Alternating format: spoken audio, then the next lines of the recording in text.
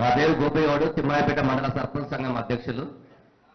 ఈనాటి ఈ యొక్క బీసీ సమావేశానికి ముఖ్య అతిథి చేసిన తెలంగాణ ముద్దుబిడ్డ, మనందరి ఆకాంక్ష, తెలంగాణ కోసం అహర్నిశలు పోరాటం చేసిన మన కవితక్క గారు ఈ రోజు మన బీసీల గురించి ఇంత పెద్ద ఎత్తున వారి ఓపికతోటి చర్చావేదికలు పెట్టడం చాలా గొప్ప విషయము.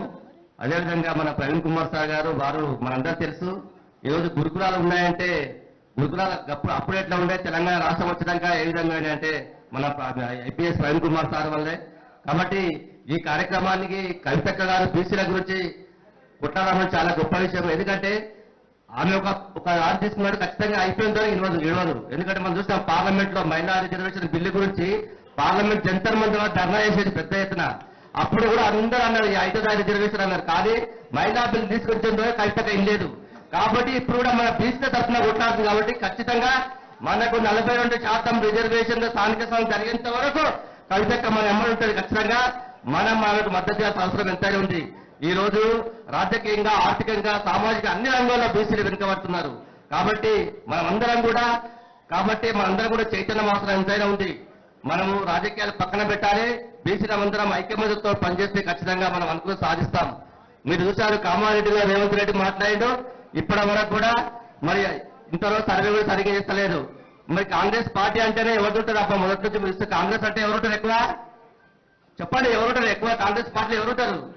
రెడ్డిలో ఉంటారు డామినేట్. కాబట్టి మనం గందా గమనించాలి, బీసీలము మనం ఎంతో మనకంటా ఉండాలి. మనం 56% మంది కేసీఆర్ చెప్తే ఇప్పుడు మన 40% మంది చూపెడుతున్నారు, అంటే 6% మంది ఇంకా మనం తక్కువే చూపెడుతున్నారు.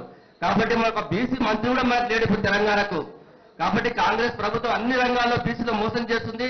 మళ్ళీ కూడా మనం కవితక్క ఎప్పుడైతే వాయిస్ తీసుకొని ఈ యొక్క రిజర్వేషన్ తక్కువ చేసి చెప్పి కొట్టాడిన తర్వాత మళ్ళీ కూడా ఇప్పుడు ఒక్క సర్వే కూడా ఇంటికి కూడా వస్తలేదు.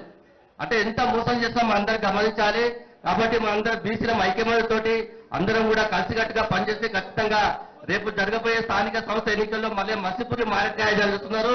ఎందుకంటే మేము ఒక బిల్లు పెడతాము, పార్లమెంట్ పంపితే అక్కడ బీజేపీ ప్రభుత్వం చేయలేదని చెప్పాలని చూస్తాం. కాబట్టి 42% రిజర్వేషన్ మనకు వచ్చిన తర్వాతనే మనం అందరూ కూడా రాజకీయంగా మనం కొట్టాల్సిన అవసరం ఎంతని తెలియజేస్తూ మరి నాకు అవకాశం ఇచ్చిన కవిత గారికి ధనం తెలుస్తూ జై తెలంగాణ, జై బీసీ, జై పూలే, జై భీమ్.